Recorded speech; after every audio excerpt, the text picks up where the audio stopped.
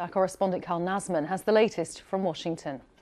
Jack Smith is really recasting this case to try to keep its legal future alive. It's not very different. It still contains the same 4 criminal counts as the previous indictment related to Donald Trump's alleged efforts to try to overturn the results of the 2020 election.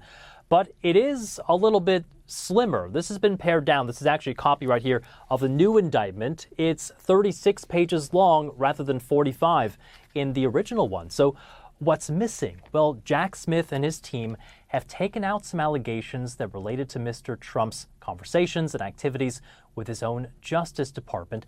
That's because those likely fall under the umbrella of what's called official acts of a president. And remember, that crucial Supreme Court case earlier this year said that Donald Trump and presidents are immune from prosecution for their official acts while in office. So kind of the everyday activities of a president that he's meant to be doing in terms of part of his job. What this indictment now does do is kind of change the narrative a bit. It talks about Donald Trump, the candidate for president, Donald Trump, the personal citizen, rather than Donald Trump, the president. So one example of that, it discusses within these pages Donald Trump's tweets on his own Twitter account as a private citizen.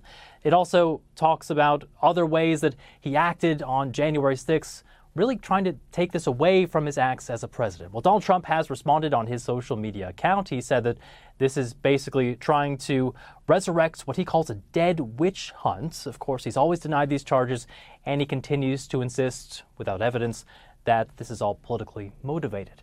Of course, we know the next presidential election coming up on November 5th, less than 70 days away. It's very unlikely that this will even begin, that this trial will start before voters go to the polls.